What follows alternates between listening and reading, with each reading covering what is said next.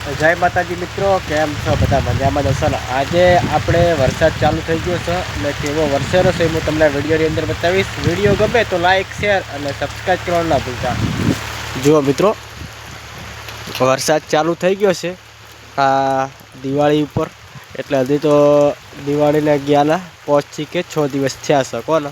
એટલે હવે વરસાદ ચાલુ થઈ ગયો છે, જોઈ શકો છો. હવે આ બધું જો આ બાજુ બધું ચડીને આવેલું છે ને વરસાદ પણ ચાલુ છે ફૂલ, જોઈ શકો છો. આ જો આ બધું પલાળી નાખ્યું, આ 4 પલળેરી ને એને પેલી 4 પલળેરી ભેંસોને ખવારવા માટે.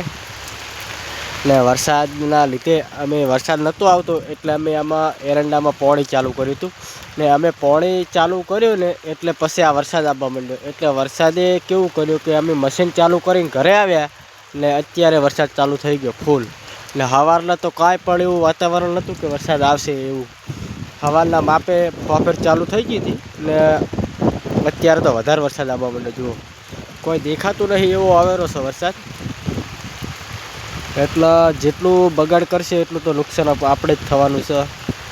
ને જેટલો વરસાદ ના આવે એટલું સારામાં સારું, પણ તોય આ તો માનવાનો વાળો તો થોડો છે આપણું.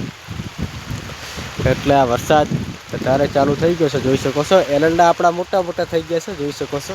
ને અમે સાપરા નીચે બેઠા છીએ. અમારું જે બનાવેલું છે એ મસ્ત ખુલ્લું હોય એટલે હવા પણ સારામાં સારી આવે. ને અહીંયા આપણે પથારી હોય છે, જોઈ શકો છો. ચારે બાજુ આ બધું સાપરું મસ્ત બનાવી નાખ્યું છે, પણ પવન ફૂલ આવે એટલે અહીંયા બાંધવું પડે પડતો આમ આવી રીતે. અહીંયા પડદો આવી રીતે આમ બાંધવો પડે. પવન આ બાજુનું હોય ત્યારે એટલે આ બાજુનું હોય ત્યારે બાંધવો પડે.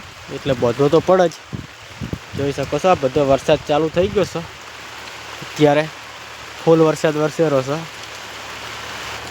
હવે તમારા ગામની અંદર વરસાદ ચાલુ થઈ ગયો હોય તો કોમેન્ટ કરજો.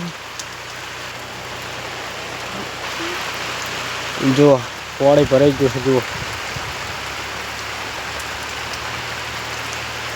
જુઓ પાણી ભરાઈ ગયું છે ને જબરદસ્ત, એટલો વરસેલો છે. આવો વરસાદ વરસે તો પછી આપણે નુકસાન તો વધારે થવાનું છે મિત્રો. એક બાજુ રૂ વેણવાનું બાકી છે ને એરંડા પાવાના બાકી છે ને, એટલે ઘણું બધું બાકી છે. પણ તોય હવે શું કરીએ, નુકસાન તો વધારે થશે. પણ હવે વરસાદ આવેલો છે તો હવે એને રોકવાનો તો થોડો છે.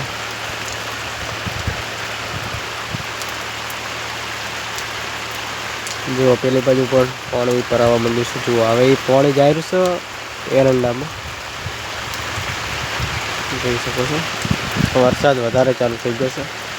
અને એક બાજુ આપણે દવા છોંટવાની હતી. પંપ આપણે તૈયાર કર્યો હતો કપાસમાં છોંટવા માટે, જે કેરા છે ને સુકાઈ જાય એટલે આપણે કેરા સુકાવવા માટે આપણે દવા છોંટવાની હતી. પણ હવે શું કરીએ, જુઓ પંપ એમને એમ પડ્યો રહ્યો એટલે વરસાદ ચાલુ થઈ ગયો. એક બાજુ મશીન ચાલુ કરવા જતા રહ્યા એટલે આપણે દવા રહી ગઈ છાંટ્યા વગરની.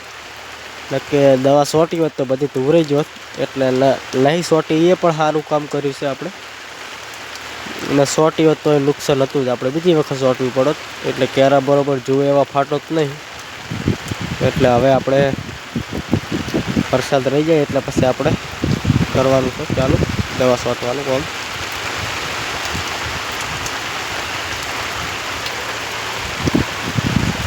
જુઓ, વરસાદ ફૂલ ચાલુ થઈ ગયો છે. વિડીયો ગમ્યો હોય તો લાઈક, શેર અને સબસ્ક્રાઈબ કરવાના ભૂલતા. દરરોજ હું આવા બ્લોગ લાવીશ. જય માતાજી.